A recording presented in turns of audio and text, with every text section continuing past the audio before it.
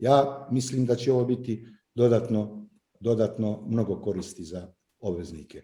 A opet ponavljam što sam rekao u prethodnom izlaganju, obveznici koji su ranije prijavljivali svoj promet, da kažem 100% radili na bijelo, njima to neće biti problem, jer ćete samo to da nastave u drugom nekom modu.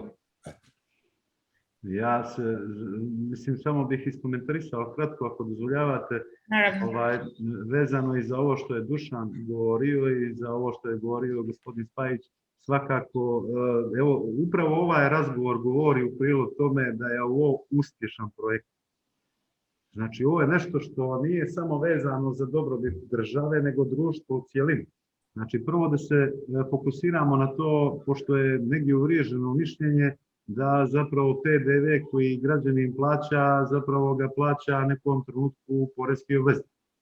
Poreski obveznik je samo posrednik u plaćanju, a plaća ga građanin. Dakle, ja, Robert Rajković, kao građanin prilikom ostvarivanja prometa plaćam neki PDV. I ono što ja očekujem jeste da taj PDV završi u državnoj kasi. Da bi se ta kasa punila i da bi u nekom trenutku moje dijete i vaša djeca imali mogućnost da se besplatno školuju, da imaju besplatno zdravstvo i sve ono što pružaju neki benefiti koji se naravno finansiraju iz budžeta. Dakle, ono što ja očekujem upravo ovaj uvod u ovu priču koju je gospodin Spajić pomenuo, da mi imamo trenutno mogućnost kroz ovaj sistem fiskalizacije da imamo, ne znam, 200.000 mogućih inspektora na terenu, a to su upravo građani. Biće definitivno ono što jeste, da kažem, neka intencija sa strane uprave prihoda i carina, da medijski samo približimo građanima šta znači taj 21% na tom računu koji on plaća. Ovo govorim za one koji dobijaju naravno račun od strane obveznika koji su registrovani za PDV, takvih je dosta. Dakle, tih 21% na tom računu je investiranje u državu, u standard njihov građana i naravno sve one razvojne projekte, opet ponavljam, koji se finansiraju iz budžeta. I sada ćemo definitivno imati mogućnost kao građani da vidimo da je taj novac zapravo završio tamo gdje je i namijenjen, u državnu kasu. A kako? Provjerom QR koda ja kao građanin imam mogućnost da vidim da li je taj račun evidentiran u sistemu elektronske fiskalizacije uprave prihoda i carina. Ako jeste, znam sigurno da je on obračunat i zaračunat kao obaveza tom izdavaocu računa da u jednom trenutku taj porez uplati. Zna se i koji je trenutak.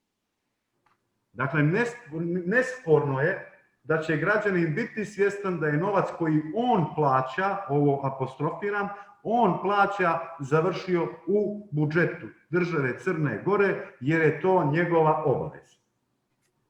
Dakle, nemamo nikakvu dilemu da će građani pozitivno odgovoriti jer već imamo i mogućnost da ispitujemo javno mnijenje, da pratimo ono što se dešava u medijima, već građani pozitivno reaguju na ono što jeste elektronska fiskalizacija. Znači, građani sami prepoznaju trenutak da žele da učestvuju u nečemu što je njihovo pravo, na kraju krajeva da znaju gdje je otišao novac koji su oni posredstvom plaćanja računa platili vezano za PDV u nekom trenutku. I to je definitivno nešto što će u buduće moći da se provjeri u realnom vremenu.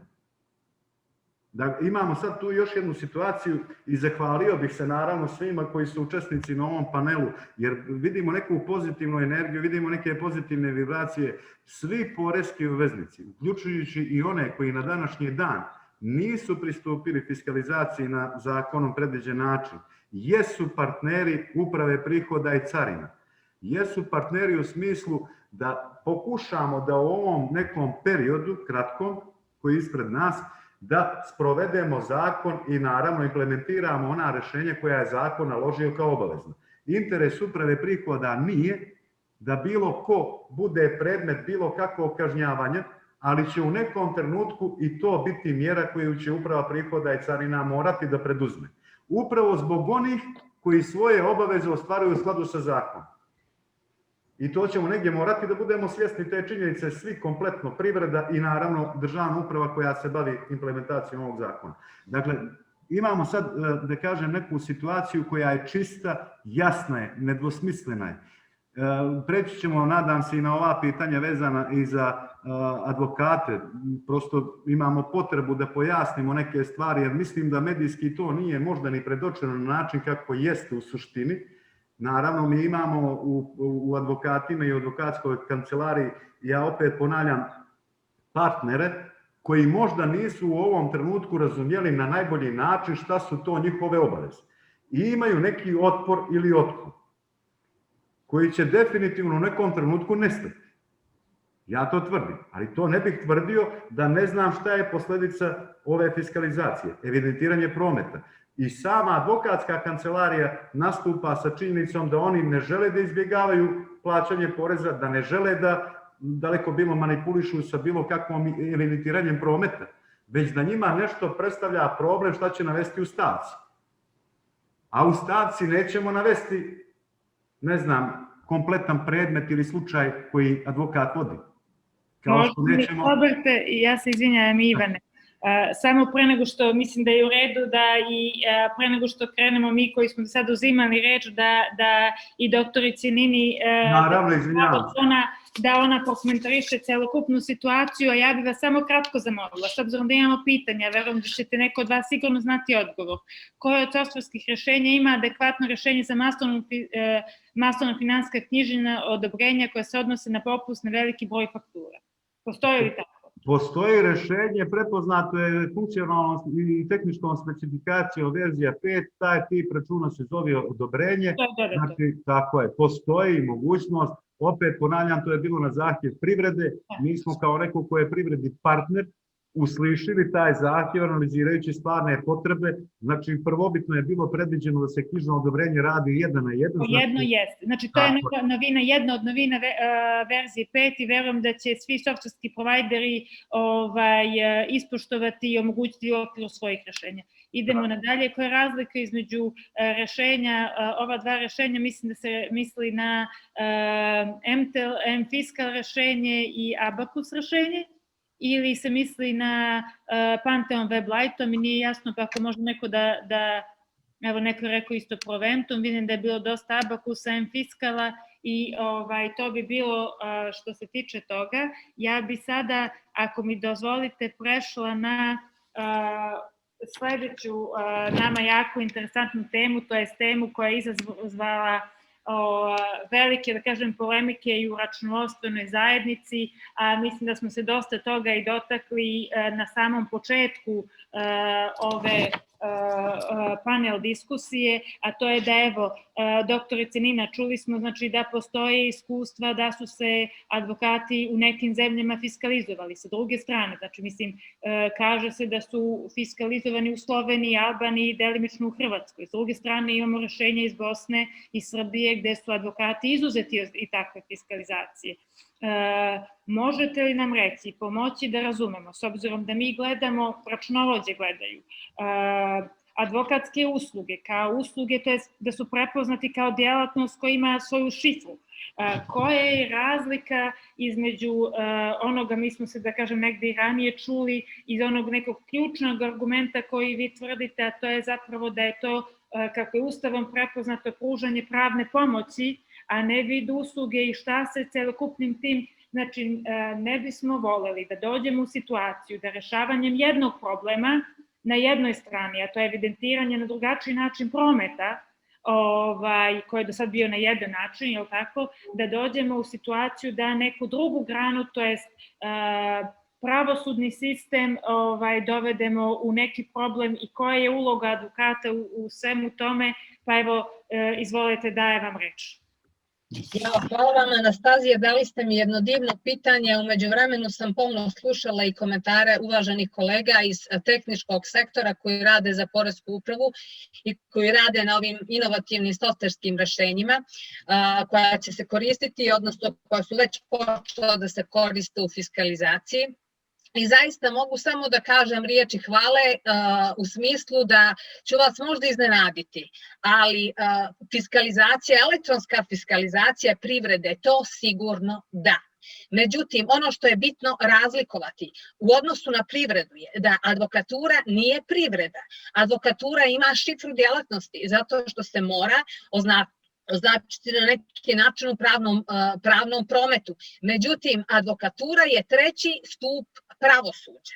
I ne možete advokaturu fiskalizovati na isti način kao što fiskalizujete privredu iz jednostavnog razloga, zato što ne pripada privredi, nego pripada pravosuđu.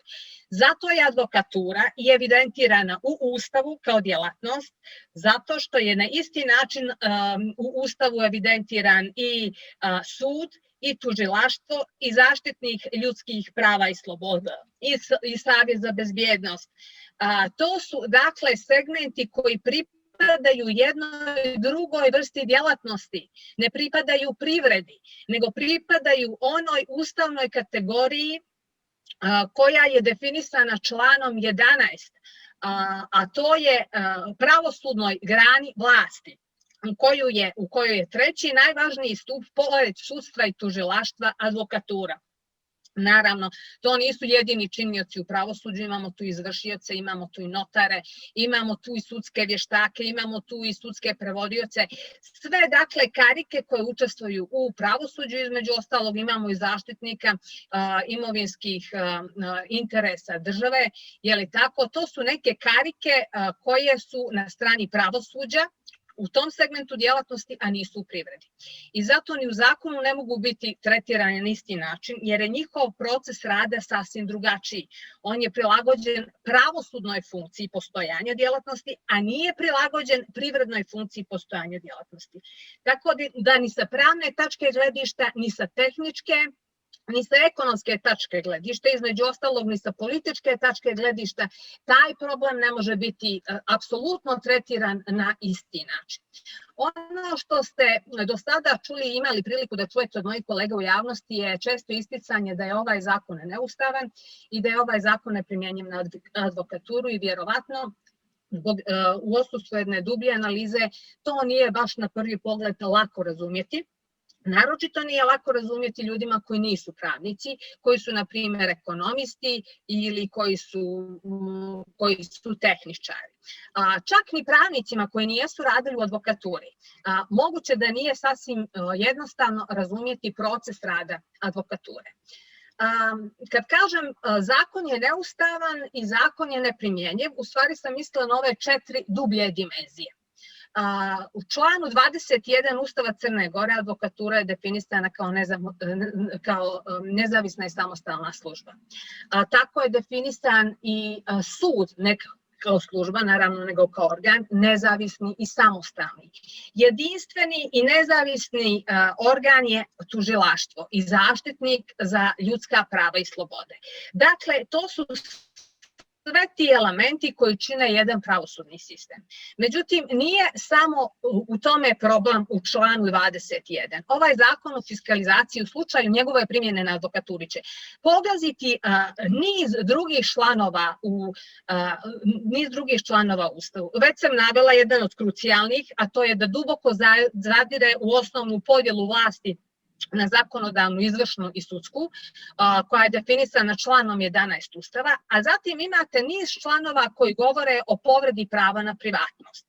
To su vam član 28 Ustava,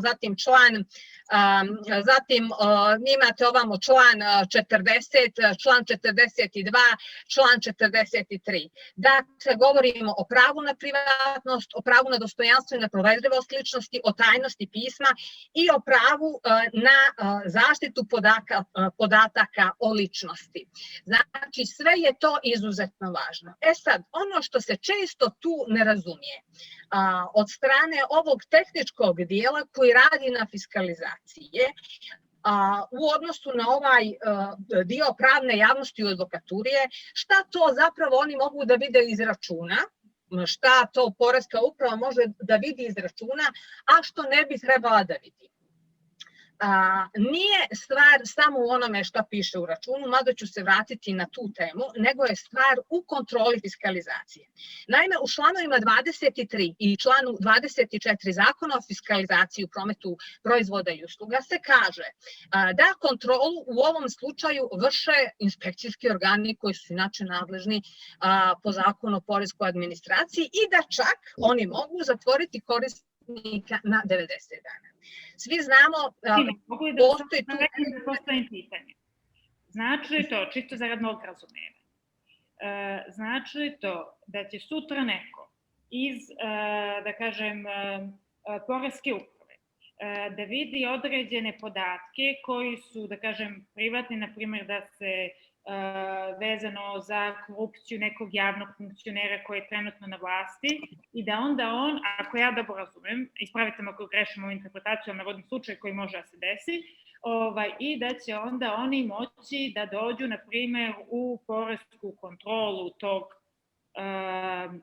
advokata i, eto da kažem, iz nekih sebi znanih razloga, ne bih sad da kažem, da tog advokata kazne. Da li može to da se desi, jer sam ja razumela da zapravo elektronska fiskalizacija nije slanje samo računa, nego podataka iz računa, a ne samih računa. Evo, nek se uključe kolege iz... Jeste, pardon. Može doći do toga, znači da se taj deo nezavisnosti, znači i ugrožavanja prava klijenata, advokata u tom momentu ugrozi. Da li sam ja vas dobro... Kako da ne? Pa duboko se ulazi u povredu advokatske tajne koja je između ostalog zagarantovana i članom 23 stavima 4, 5 i 6 Zakona o advokaturi. Jer da bi neko mogao da uđe i da vrši uvid u advokatske spise koji su arhivirani u advokatskim kancelarijama, taj neko, policajac, znači ne inspektor, nego policajac, mora da ima sudski nalog i one papire koje nađe i u koje izvrši uvid u okviru takvog jednog pod navodnicima pretresa, može da koristi samo u svrhe za koje je pretres vršio, a nikako ih ne može koristiti u bilo kakve druge svrhe i to se sve mora odraditi u prisustvu predstavnika advokatske komore koga delegira predstavnik advokatske komore. Dakle, čak i u okviru pravosudne vlasti kojoj advokatura pripada, sud ne može samovoljno i arbitrarno da vrši uvid u advokatske spise. A ovdje ovim zakonom uvodimo situaciju da jedna izvršna vlast, i to inspektor, isti onaj inspektor poreski koji ide ljeti po moru i hvata fiskalne račune sa ugostiteljskih stolova gledajući je li ih ponio ili ih nije ponio vjetar, uđe u advokatsku kancelariju i vrši uvid u arhivu dokumentacije advokatske kancelarije. Jer šta je naša arhiva? Ako se uporedimo sa pekarom, ne s namjerom da pežorativno ili uvredljivo gledam u odnosu na tu djelatnost i bilo koju drugu djelatnost, to je kontrola zaliha. Dakle, vi provjeravate da li su oni fiskalni računi koji su elektronski otišli po automatizmu i evidentirali se u poreskoj upravi, zaista ispraćeni tim pravnim radnjama. A kako to možete da uradite? Samo ako odete u advokatsku kancelariju i izvršite uvid u spise. A znate li kako ti advokatski spisi izgledaju? To su i presude, i žalbe, i odgovori na žalbe, i revizije, i odgovori na revizije, i krivične prijave, i svašta. To su dokumenti koji izgledaju tako što na front page-u uglavnom imaju deklarativ gdje se tačno govori ime i prezime određene osobe i njen glavni problem. Znači, ne morate da se bavite dubokim kopanjem. Dakle, svi mi od nas imamo oči. Da bi neki poreski inspektor izbrojao koliko je bilo podnesaka i da utvrdi da li su oni svi evidentirani, znači mora ih pogledati. Ne može to raditi svezanih očiju. A tako duboko ulazi u advokatsku tajnu koja je jedna od društveno najukorijenjenijih tajna i koja postoje ne u Crnoj Gori, nismo mi to izmislili, to je svuda u svijetu jako intiman odnos između advokata i njegovog klijenta. To vam je isto intiman odnos kao između vjernika i njegovog ispovjednika ili kao između pacijenta i njegovog psihijatra. I zato je to svuda u svijetu strogo zaštićeno i zaštićeno izričito i ovim specijalnim zakonom o advokaturi u članu 23. Dakle, u ovom zakonu definitivno nikakav mehanizam ne postoji da se advokatska tajna zaštiti. Postoji u članu, postoji naravno i poreska tajna, ali poreska tajna se ne zida na advokatsku tajnu, jer ona govori o nečemu sasvim drugom. Ona samo obavezuje organ je saznao o obvezniku obaveze, a ne obavezuje poreski organ da štiti podatke o drugim, odnosno trećim licima koje je saznao u procesu kontrole. Obavezuje. Tako da definitivno znači jedno flagrantno kršenje Ustava Crne Gore dakle, radi se o 5-6 članova koji bi se primjenom ovog zakona na advokaturu prekršili. Da ne kažem da je dovoljno prekršiti osnovni član 11 gdje je podijeljena vlast na zakonodavnu, izvršnu i sudsku, pri čemu u pravosudnom stupu se nalazi advokatura, to definitivno ne može. Sad, ono što mi svo vrijeme govorimo, ne da nije moguća fiskalizacija advokature. Pravo da vam kažem, u našem advokatski esnaf je veliki. Tu ima kolega koji su starije dobi, koji možda nisu toliko informatički upućeni i raspoloženi za novitete, međutim ima i nas mlađih advokata koji smo vrlo raspoloženi za sve te digitalne novitete. Naprotiv, voljeli bismo baš da ih vidimo u širokoj upotrebi i u pravosuđu. Dakle, da nemamo samo da nemamo u poreskom sistemu digitalizaciju, nego da imamo i u pravosudnom sistemu jednu opšte prisutnu digitalizaciju, ali ta digitalizacija advokature treba da bude prilagođena njenoj pravosudnoj funkciji. I definitivno pravna pomoć kao ustavom zagarantovana kategorija nije isto kao bilo kakva druga usluga. Između ostalog,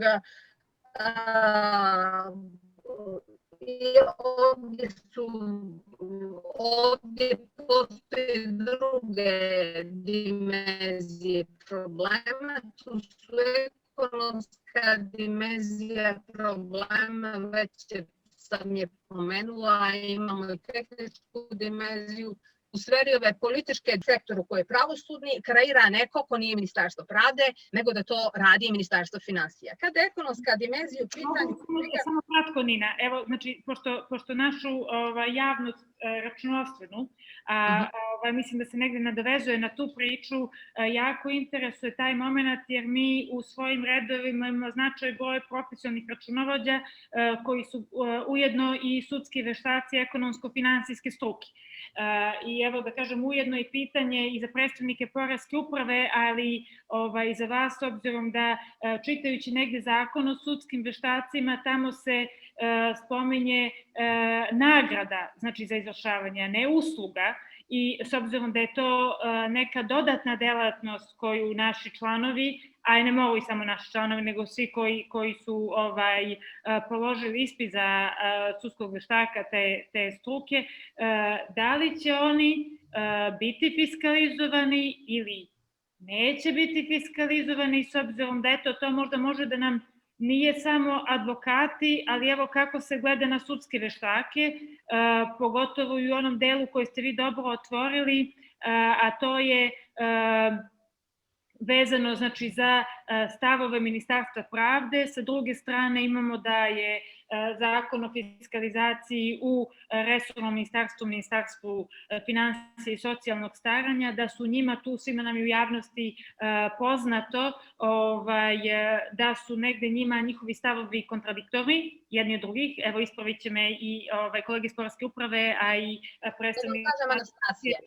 Pravnici se sa pravnicima razumiju. A pravnici se sa drugim strukama moraju prvo da razgovaraju, da vode jedan dijalog bez nekih ultimativnih rešenja, da bi se razumjeli i mora da postoji dobra volja sa obje strane. Dobra volja u ovom slučaju sa naše strane i tekako postoji, ali se mora priznati činjenica da advokatura nije privreda, nego je djelatnost koja pripada pravosuđu. I ako ćemo ići u fiskalizaciju advokature, treba je prilagoditi pravosuđu, ići u fiskalizaciju pravosuđa.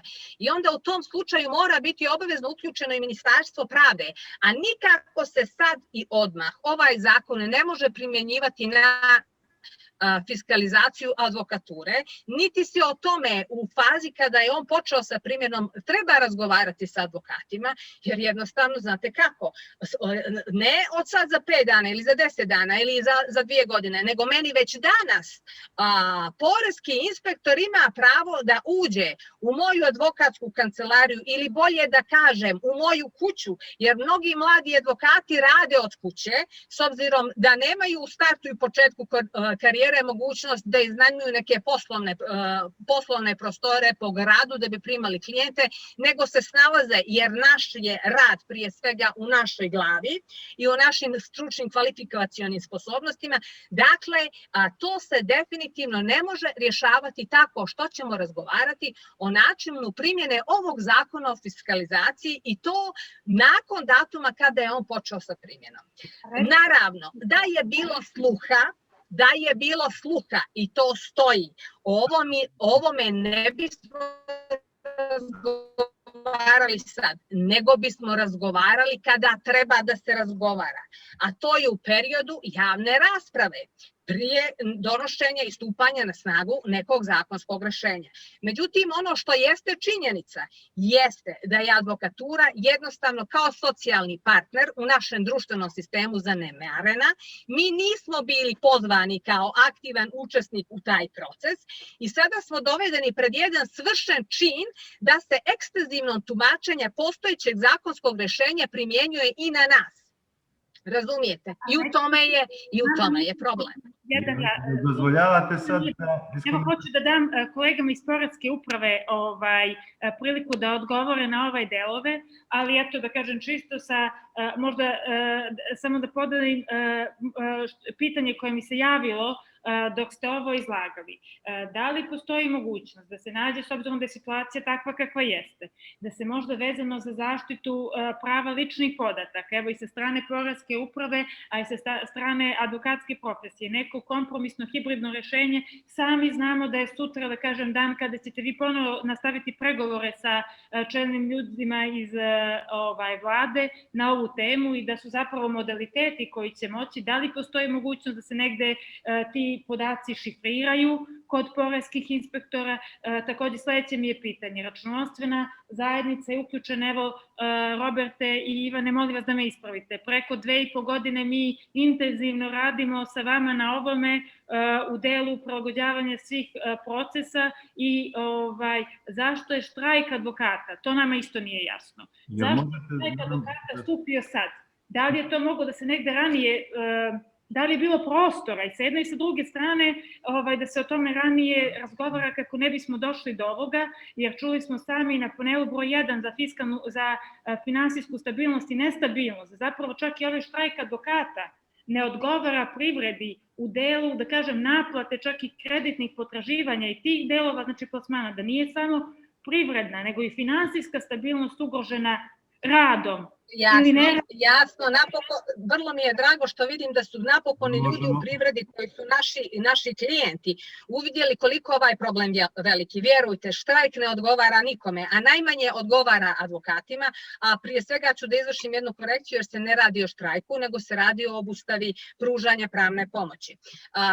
Zato što se na advokaturu ne primjenjuju odredbe zakona o štrajku s obzirom da smo mi samo zaposlena, a ne zaposlena lica i mi nemamo nikakav nekakav odnos prema shodno ugovoru o radu sa nekim poslodavcom, s obzirom da smo poslodavci sami sebi. I registrujemo se u našem profesionalnom udruženju, advokatskoj komori, da bismo mogli obavljati svoju profesionalnu advokatsku djelatnost. Da bismo se tamo registrovali, prvo treba da ispunimo određene preduslove, da imamo određene godine radnog staža, da položimo pravosudni advokatski ispit, pa da nismo zaposleni nigdje drugo i da se onda tamo prijavimo, pošto smo prethodno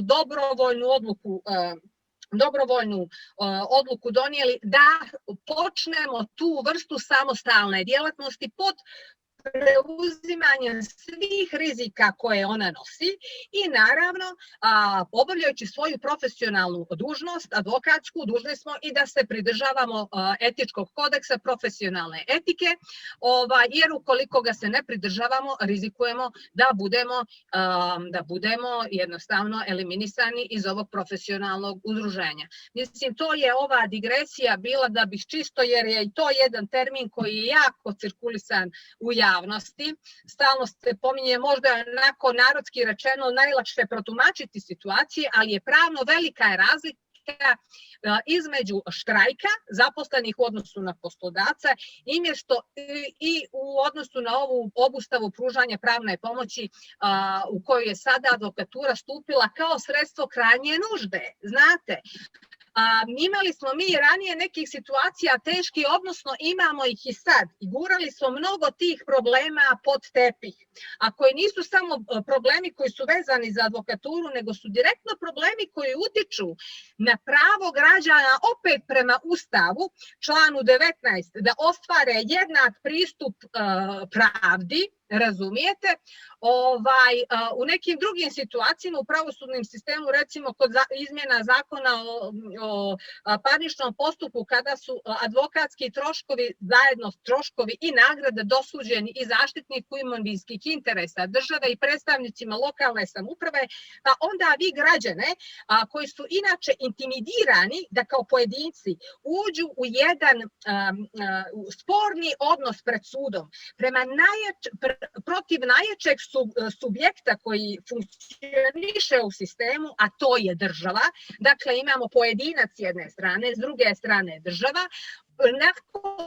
Preko svega toga mu još dodati opasnost da snosi neke troškove za nagradu ljudima koji tamo već primaju platu iz budžeta. Pa onda imamo obavljanje advokatskih poslova od strane nekih drugih djelatnosti koje uopšte nisu registrovane u advokatskoj komori, imamo problem oko dosuđivanja sudskih troškova i tako dalje, ali ovo je kap koja je prelila čašu.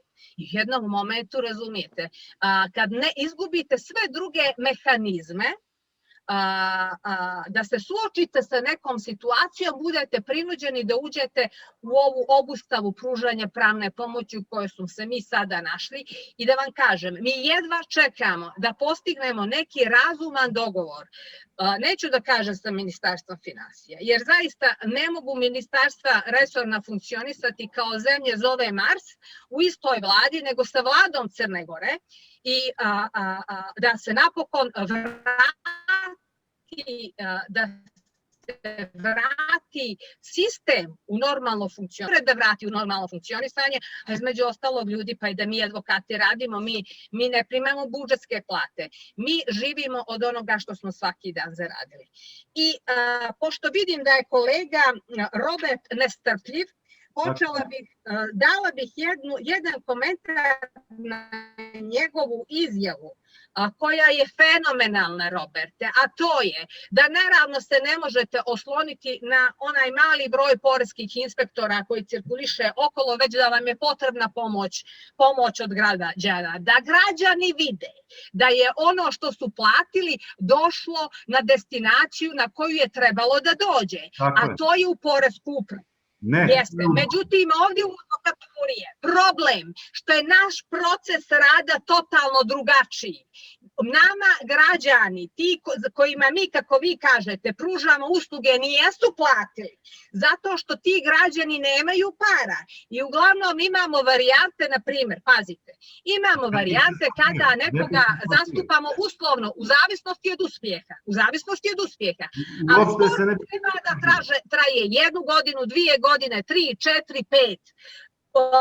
Prvostepena odluka, pa onda po pravnim lijekovima, pa po vanrednim pravnim lijekovima dok ne postane konačno pravosnažna.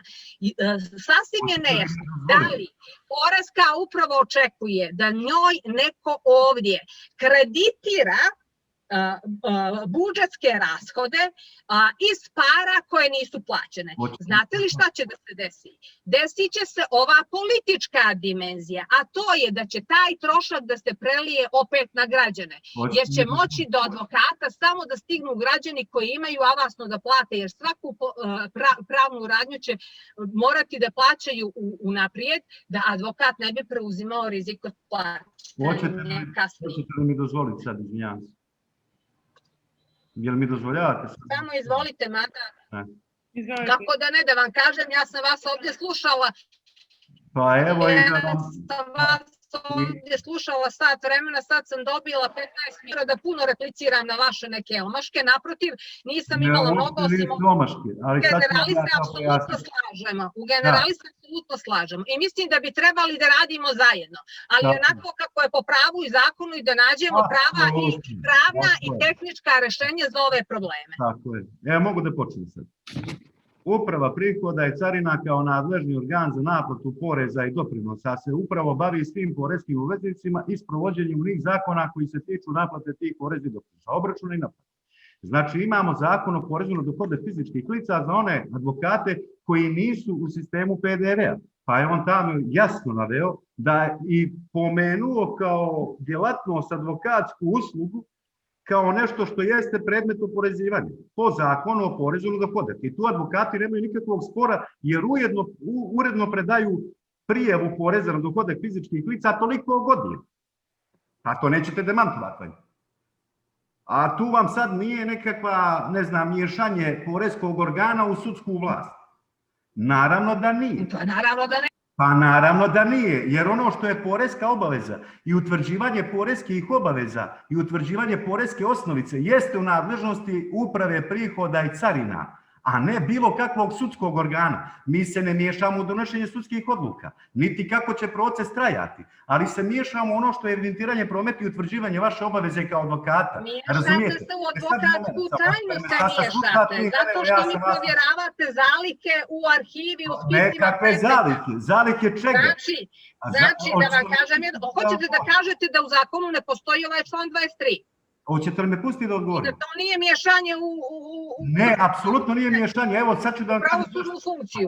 Da poreski inspektor ne može da mi uđe u moju advokatsku kancelariju bez ikakvog nadzora. To piše u članu 23. Apsolutno ću da vam odgovorim na pitanje ako dozvolite. Jel dozvoljavate? Pa vi ste pravni, ja sam pravni laik. Znači, nije taj dio sporan, ali ja ću se držati onoga što stoji u zakonu. Znači nije sporan, ipak to piše u zakonu. Tako je, piše u zakonu. Čisto zbog tona, da eto svi imat ćemo, s obzirom, znali smo da će negde biti ovo jako interesantno, s obzirom da imamo negde razilaženje u mišljenjima, čisto svi ćete imati dovoljno vremena da obrazložite, nema, evo, ali možete li mi dozvoliti, ali da ne budem prekidan, samo da pojasnim, jer dosta je pitanja postavljeno. Da se neke stvari pojasne i da se, evo da kažem, negde možda i pomogne za sutrašnji sastanak, da neke stvari, bar sa stanovišta računovodstvene zajednice, budu jasnije o kojim se problemima i izazovima se radi, a verujem da će do kompromisnog rešenja nekog morati da dođe. A evo šta je rešenje. Rešenje je opisano zakonima ove države. Ne ni države neke iz okruženja, ne ni bilo gdje na svijetu, nego ove države morat ćemo ih poštovati. Evo ovako, na što bih se ja sad skoncentrisao, pošto je ovdje postavljeno sad pitanje zapravo upliva poreske uprave u nekakvi sudski postupak, što je apsolutni nonsens. Iz bilo kog pogleda i ugla. Znači imamo tarifnik advokatske komore, evo čitam. član 1 tog tarifnika kaže: visina nagrade određuje se u zavisnosti od vrste postupka u kojem advokat postupa i vrste usluge koju pruža. To je napravila advokatska komora. Ako je advokatska komora suprotno Ustavu sebe definisala kao pružaoca usluge, onda je problem u advokatskoj komori i sve ono što je naplaćeno po tom tarifniku nije ustavno. Razumijete? Idemo dalje. Znači, to jeste usluga, definisali ste je sami, niko vam nije tu pomagao, nego je advokatska komora napravila tarifnik i to definisala kao uslugu i naravno cijenu te usluge. Imamo konkretno i član 2 u tom istom tarifniku, to jest nije član 2 nego je stav 3, pa kaže, samo moment, nego je to stav 5. Stranka je dužna platiti advokatu i nagradu, znači uslugu, i naknadu troškova određenih ovom tarifom bez obzira na uspjeh u sporu. Osim... Samo da ih isključim, stane malo da ih isključim. Evo se. Izvinite, ja ovdje imam neke smetnje, čujem razne glasove. Znači, u tom istom tarifniku, u stavu 7, ako sam dobro vidio, samo moment da se vratim, 1, 2, 3, 4, nego stav 4, ne 5.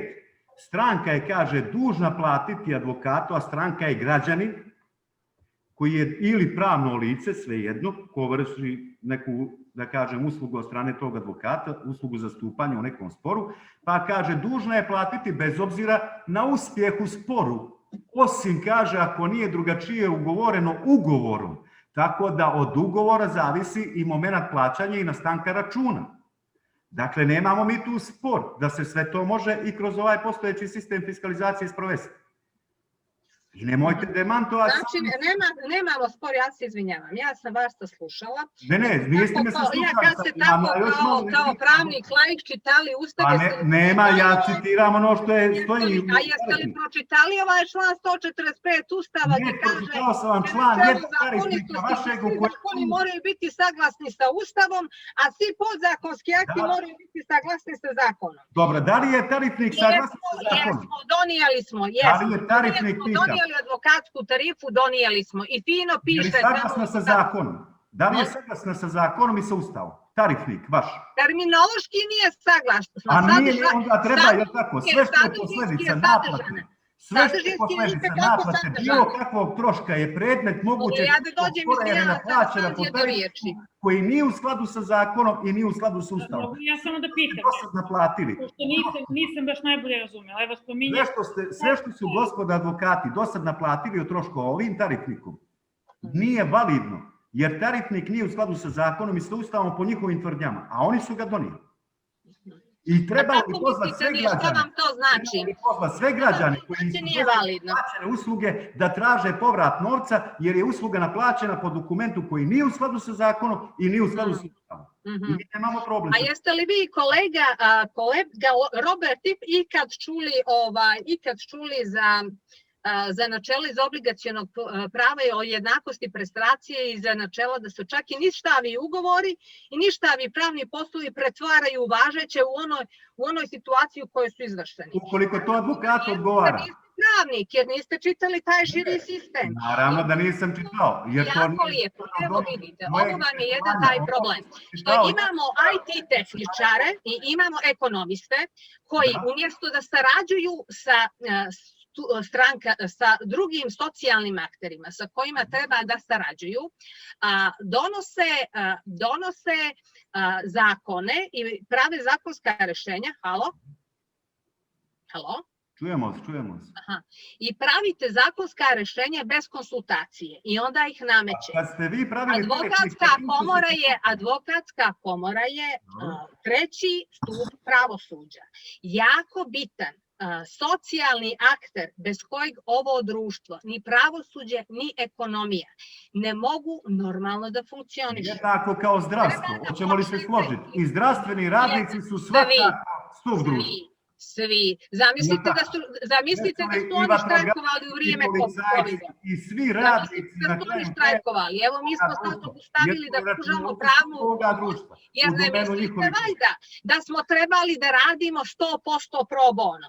A imamo i sad tih slučajeva pro bono rada. A pro bono nije predmet iskanizacije. Sad smo i po zakonu obavezani na 50% iznos manji u odnosu na onaj što je propisano po advokatskoj tarifi. Tako da, dakle, pola tereta odbrane, pola tereta pro bono zastupanja u stvari advokati lično kao građani profesionalci koji nešto rade u ovome društvu su zakonski obavezani da daju. Što je zapravo vrlo diskutabilno čak i sa stanovišta Ustava, kome je ta sloboda rada zagarantovana. A ko vama spori da date cijenu? A nama je država nametnula obavezu da mi moramo da radimo za nekoga, čak i onda kada to ne odgovara uslovima našeg rada i moramo da radimo za toga po popustu od 50%.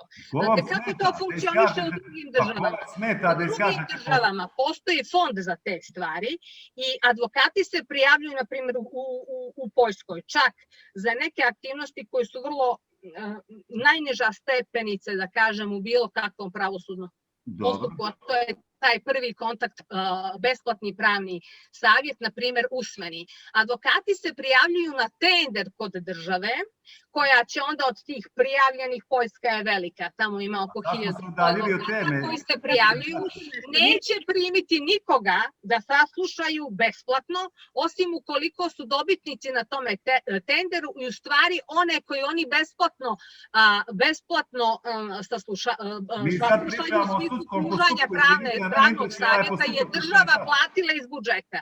Pa znate kako mi advokati to radimo? Mi jako puno građanima izlazimo u susret. Naprimjer, ti prvi kontakti, razgovori o predmetu, mi to ništa ne naplaćujemo. A to je također po advokatskoj tarifi se tarifira i pismeni i usmeni pravni savjet. Znači, imali bismo pravo i imamo pravo da to naplaćujemo i naravno da tarifiramo to. Ukoliko ima materijala, ali u ovim prvim početnim fazama, naročito kod socijalnih ugroženih slučajeva, advokati zapravo u ovome društvu nose na sebi jednu jako humanu funkciju u javnom interesu. I zaista mislim da tu funkciju sistem treba da poštuje. I da s obzirom na takvu funkciju advokata kako i treba da se ponaša. A da vidimo sad oko onog poreskog famoznog duga advokata o kome se toliko medijima razgovaralo u zadnje vreme. Sve su to povezane teme.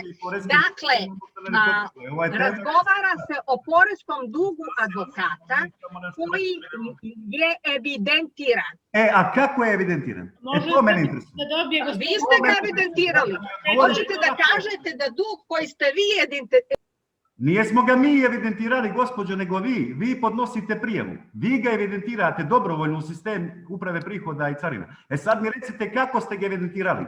Ono, ne znam, palo vam je na pamet neka bude 100 ili 500 ili 1000. Je li to taj princip? Anastasija, mogu li samo, ja se izvinjavam pošto Da, samo pitajte gospođu Ninu da se... Mogu li samo, vrlo ću kratak da budem, neću mnogo pričati. Ali sam bih zamolio čisto zbog gospođe Radulović.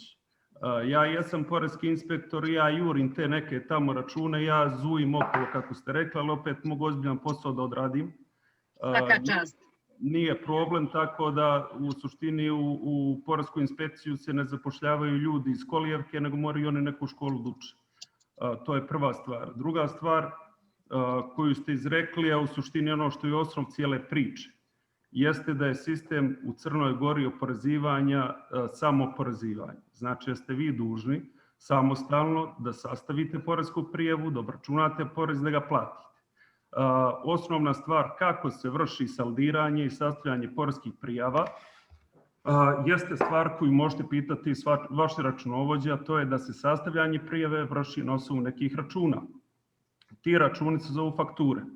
Sve te račune koje ste izdavali do sad, izdavat ćete i nadalje jer niste imali problema da obračunate porez, nije vam niko dolazio u kontrolu po tom pitanju zato što ste iskazali nešto što niste smatrali da treba. Druga stvar koja, da ne bi predugostio po nekim tačkama, druga stvar koja je jako bitna, da faktura koju vi sačinjavate, da li za period nakon pola godine, godinu, 2 ili 5, jeste faktura koja ima elemente po zakonu o PDV-u, vi ispunjavate na način jednak kao što ste i radili. Imamo dodatak da se ista ta faktura sa istim opisima stavki i istim pozicijama koje ispostavljate krajnjem korisniku dostavlja i poreskoj upravi, on su upravi prihoda. Pozicija koja se tiče člana 23, zabrana obavljanja djelatnosti, shodno članu 88 o poreskoj administraciji, članu 89. Zabranjuje se djelatnost obavljanja u objektu ukoliko se utvrdi da u tom objektu poreski obveznik ne izda račun u trenutku izvršenja prometa. Vama niko ne može zabrani da budete advokat i da obavljate to, samo što u određenim situacijama, ukoliko dođe do kršenja zakona, Može. Ja vam Može. kažem, znači samo... U tim određenim situacijama može. Samo da vas zamolim. To piše u zakonu. Dobro, vrlo će biti kratko. Ali da li to piše u zakonu? Pazite. Sve to jedno je tumačenje proizvodno mene i vas i bilo koga danas, ali bitno je ono što piše u zakonu. Zakonom o državnim službenicima i namještenicima, zakonom o poreskoj administraciji, etičkim kodeksom ponašanja službenika zaposlenih u upravi prihoda i carina definisano je da svaka informacija do koje se dođe u obavljanju posla ne smije biti publikovana, objavljena i svaka šteta koja se proizvede objavljivanjem takve informacije povlači pokretanje disciplinske i krivične odgovornosti u zavisnosti od onoga što može biti uzrok štete. To je visina štete. Tako da za svakog službenika, kako sudiju, tako i vas kao advokata, koji također ste obveznici čuvanja tajne, tako je i poreski inspektor obaveznik čuvanja tajne, jer može biti i krivično gonjen ukoliko je objavljivanjem te informacije prouzrokovana šteta nekom licu. I vi to dobro znate kao advokat, da vam ja to ništa sad ne sigurišem, jer ja sam pravni laik. Ali bi vi to trebali da znate.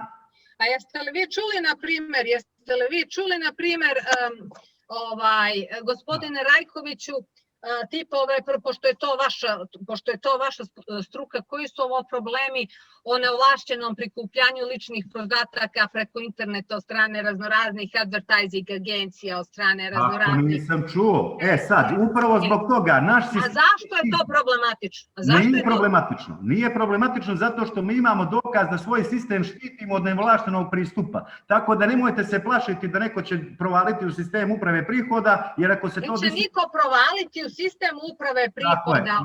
I nemojte da se bavimo ovdje zamjenom teza.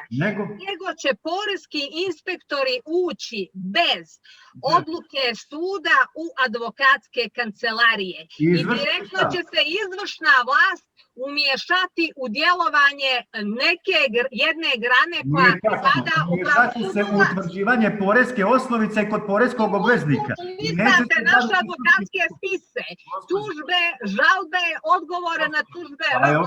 Jel hoćete da implicirate... Podaci ne moji.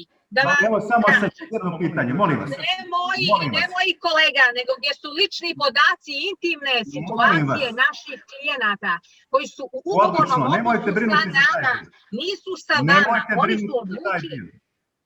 Nemojte brinuti za taj dio. Zašto? Evo vam sad kažem. Znači, predmet kontrole nije pregled spisa da gledamo šta je ko predao u tužbi. Nego šta gledate? Evo sad ću da vam kažem, moment. Račune po toj tužbi u tom predmetu. Račune, samo su računi predmet inspekcijskog nadzora, ne sudski spisi, jer nije predmet inspektora da utvrđuje krivicu ili pravicu ili da utvrđuje šta će biti konačni ishod presude. Račune. Znači, opet gledate ono što smo mi dobrovoljno slali do sad. Jel to gledate? Ne. Nego šta gledate? Evo sad ću da vam kažem. Znači, i krivičnim zakonikom, vi to dobro znate, i zakonom o krivičnom postupku predviđen je postupak u smislu utvrđivanja krivične odgovornosti ako je neko izvršio utaju poreza koja se smatra krivičnim djelom. I za to vam treba odluka suda i dođite. Ali vi implicirate da poreski organ... Dođite, širom su vam otvorene vrate. Samo moment, nijesu nam otvorene vrate, jer vi implicirate da poreski organ, Bože moj, ne može da dođe kod vas da utvrdi to. Jer vi ste, Bože moj, neki ljudi izuzeti iz sistema. Nismo mi, Pa nemojte, molim vas, pa nismo. izuzeti. Mi samo impliciramo da vi ne možete da preturate po advokatskim spisima. Na svijetu Samo ne to. I postoji. uporno se bavite zamjenom teza. Jer ako vi nećete, šta vi postižete tim što gledate samo račune? Ja kad je utvrđivanje advokatske kancelarije mogli ja da dođem do riječi 2 minuta. Možete, došli ste i malo više, evo mi ne date da progovorim. Kad god progovorim nešto što je objektivno, vi sad pokušavate zamjenom teza da to promijenite. Znači, nije uloga inspektora, opet ponavljam, da kopa po vašim sudskim spisima, nego da prati ono što su izdati računi po predmetu. A i ovo da vam pojasnim, po predmetu vrlo lako možemo da dođemo i do presude da vidimo kome su dodijeljeni troškovi, to je objavljeno na sajtu. Jeste. Je li tako? A šta ćemo sa tim informacijama? Hoćete li? Pa izvolite, digitalizujte i pravosuđe. Je li vas niko? U presudi koja je javno dostupna. Ja nešto rekla da smo mi protiv digitalne fiskalizacije advokature i protiv digitalizacije pravosuđa. Ne. Ne, ali ne na ovaj način. Jer to što vi sad tumačite treba da negdje piše. Mi se ne možemo kao profesionalci ostavljati na volju i nevolju pojedinim poreskim inspektorima. Evo da vam kažem gdje piše. Piše u Zakonu o poreskoj administraciji da je predmet kontrole poreski obveznik koji mu je dužan dostaviti na uvid sve ono što je vezano za evidentiranje prometa i utvrđivanje poreskih obaveza. Dakle, ukupno sve račune koje ste izdali prema krajnjim korisnicima. Ali piše li ukupno sve račune? Je li piše se ukupno? Ne piše jer se to podrazumijeva. A sve ono što je relevantno su svaki podnesak koji ja predam prema sudu. Dobro. Upravnom, prekršajnom, vrhovnom, nebitno ili prema nekom državnom organu. Je li ona plaća? Svaki podnesak, svako pravno mišljenje koje vi tretirate kao uslugu, ali ne pravnu pomoć, je vezano za vašu poresku kontrolu. Jer to nisu moji džakovi, na stanju, nego je to moje stanje za. Naravno da ne. Znači, kako ćemo mi advokati da znamo koliko ćete vi duboko da se pružamo? Ne možemo da znamo jer to u zakonu sad ne piše. Da me treba da razgovaramo i da prevazilazimo problem, ali ne, vi se uporno cementirate. Imate li želju?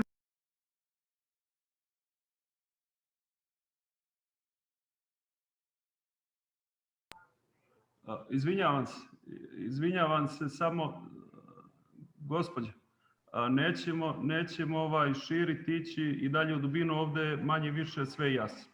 Suština kako inspektor može doći u vašu kancelariju je krajnje prosto. Postoji nalog, najav za inspekcijski nadzor, ostavlja vam se rok od 7 do 15 dana da pripremite dokumentaciju, da napišete vrijeme. Sve ono što ste iskazali u poreskoj prijavi je, opet ponavljam, rezultat izdatih računa. U računima navodite neke stvari po kojima ste tarifirali nekome nešto. Obaveza inspektora je da utvrdi da li ti iznosi, da li sve ono što ste iskazivali odgovara činjeničnom stanju. Znači, nema, što je Robert rekao, nećemo ulaziti. Izvinjavam se, znam, mutirani ste, nego, oprostite, gospođo, evo, ja pokušavam, stvarno nisam upadao jedan jedini put, jer sam htio da budu kraće, da budu kraće. Možemo li mi da predložimo sljedeće, s obzirom da imamo još jedan panel i još 2 predavača? Naravno, možemo. Posebno seminar na ovu temu do kraja juna. Verujem da ćete tada i predstavnici advokatske komora i predstavnici uprave prihoda i carina imati nove informacije s obzirom na da kažem, sastanak koji predstoji Ministarstvu finansija i advokatima sutra, da dođemo do nekog zaključka da eto i dalje, s obzirom da smo mi ekonomisti i računovođe, a da su mi javili kod mene iz režije da zapravo ovaj broj odgovora što je do 30 jeste zato što smo limitirani platformom koliki broj učesnika može da odgovori na postavljena pitanja. Tako da i dalje računovodstvena profesija negde smatra da advokati trebaju da se fiskalizuju, ali možemo da kažemo da su ovde prepoznati i prostori u kojim delovima i u kojim segmentima treba da postoje određena pojašnjenja, određene možda dodatne zakonske odredbe kako bi se zaštitilo sve na čemu advokati insistiraju i u čemu imaju... Naravno, a ono što je definisano... Ono što je definisano zakonom, opet ponavljam, jeste obaveze evidentiranja prometa. Ovo ništa drugo nije, fiskalizacija ništa nije drugo do evidentiranja prometa. I prosto ćemo to sprovoditi sigurno, znači to ne postoji mogućnost da se neko izuzme od evidentiranja prometa koji je prepoznat zakonom kao obveznik fiskalizacije. Ostali smo dužni za, pitali ste vještake da se Tako malo... je, da vještake sam pitala, da li se oni fiskalizuju? Ovako, znači imate opet, a evo da ne bi bilo ili neko vjeruje ili ne, zakon o porezu na dohodak fizičkog lica, čitaju se poreski obveznici, čita se slobodna profesija, čita se sve. Nabrojani su tipovi, nabrojane šta sve smatra profesijom. Ovdje je vjerojatno bila zabuna i nama je stizalo pitanja, opet shodno prethodnom periodu i načinu kako je nešto rađeno i vođeno. Sudski tumač pruža uslugu i opet da vam kažem, nisam se čuo sa jednim, nego ih je dosta bilo, čak smo se dopisivali, tu nije imalo ne porukama, nego mail, da ne bude i tu zabune. To su ljudi koji nespore pružaju uslugu. To su ljudi koji imaju dvojak način izdavanja računa, to je prvi koji se odnosi na pravna lica koje angažuju, koje plaćaju porez po odbitku. I druga grupa su fizička lica koja ne plaćaju porez po odbitku jer nisu pravna lica niti poreski obveznici čija bi to bila prenešena obaveza. Opet se vraćamo na prvu stavku, to je sastav poreske prijave. Znači, obaveza je, kad se popuni kompletna prijava, imate jednu poziciju koja se kaže koliko je tvoja poreska obaveza 800 €, koliko ti je akontativno uplaćeno strane pravnih lica 770, znači tvoja obaveza za plaćanje 30. Što znači da sve ono što pravno lice bude iskazivalo preko IOPPD obrasca, da se odnosi na slobodnu profesiju, obaveza je da bude fiskalizovano jer svakako ulazi u prihod koji taj, da li tumač, da li vještak ili kogod, iskazuju svoje poreskoj prijavi. Sve ono što ne ulazi u poresku prijavu, on svakako iskazati neće. Opet dolazimo na početnu tačku. Da li zakon o PDV-u i fiskalizacije raspoznao tu profesiju da ne mora da izda račun? Ako ne mora da izda račun, u toj situaciji se to neće desiti kroz fiskalni servis. Što znači da knjigovođe mogu da vode knjigovodstvo kao što ga i do sad vodile, da vrše priznavanje odbitak na način kao što su vršile, samo što će sad moći i sudski vještak, i sudski tumač, i pjevač, kogod da ima ugovor o djelu za koga se plaća porez po odbitku, preko portala Poreske uprave moći će da vidi samostalno koliko je njegov prihod, moći će kroz knjigovodstvo da vidi koliko je trošak koji je imao i konačno moći će da odredi ako je potrebno u zavisnosti od profesije i svoj platni razred ili koliko mu je porez po stvarnoj poreskoj prijavi. Tako da u tom dijelu nemamo ovih nesuglasica, čak je omogućen taj SEP portal, da isti ti vještaci, isti ti tumači, ista ta lica koja nisu PDV-u, a bezgotovinski naplaćuju, da nemaju trošak, da mogu u suštini sa novom ličnom kartom, koja je izdata od marta ove godine i sa čitačem kartica, da pristupe i da kreiraju račun direktno na portalu Poreske uprave, on su uprave prihoda i da ne snose nikakav dodatni trošak. Tako da se maksimalno potrudilo da se svim, da kažem, kategorijama koje bivstvuju u privredi, da im se omogući što niži trošak, pa stoga i ovim profesijama je omogućeno da u zavisnosti od ostvarenih prihoda mogu evidentirati ono što do sad ili nisu znali, ili su izbjegavali, ili jednostavno nisu bili mogućnosti. Eto, tu bi završio da ne uzmam vremena jer je suština rečena. Hvala puno i predstavnicima Poreske uprave, hvala puno Advokatskoj komori na jako konstruktivnom i živom dijalogu, također i svim učesnicima kako sa aspekta računovodstvene profesije, tako i sa dela provajdera softverskih rješenja. Ja verujem da je svim ljudima koji prate simpozijum u ovom momentu bilo jako interesantno, da su pokupili neka drugačija viđenja, neke drugačije posmatranja problematike, ne samo sa računovodstvene strane i ekonomske strane, ali takođe da smo uspeli i da odgovorimo vezano za to kakav je stav računovodstvene zajednice, kakav je stav poreske uprave. Ja se stvarno nadam i želim vam puno sreće u pronalaženju zajedničkog dogovora vezano za ovu celokupnu situaciju i verujem da ćete svakako vi u narednom periodu doći do adekvatnog dogovora koji će biti prihvatljiv za sve, kako znači za sve poreske obveznike, znači da pravosudni i poreski sistem budu primenjivani jednako na sve, ali tako i da ovi stubovi poreski ne ugrožavaju neke druge procese. Verujem da kad ste našli prostora za prilagođavanje tolikim raznolikim biznisima i biznis modelima, da ćete uspeti da nađete i sa advokatima i da će prava klijenata i advokati sami biti podjednako zaštićeni, da će imati ovog celokupno postupaka jednako pozitivno iskustvo kao što smo imali mi iz računovodstvene profesije. Tako da zahvaljujem se svima, izvinjavam se predavačima i panelistima čije smo rok uveliko probili, ali nadam se da ćemo naići na razumevanje i sada ću propustiti reč mom kolegi da nastavi da moderira ostatak dana, a vama želim ostalim učesnicima ugodan rad. Hvala lijepa, Anastasija. Možda malo zbog žestrije rasprave, ali prosto je takva tema, izvinite.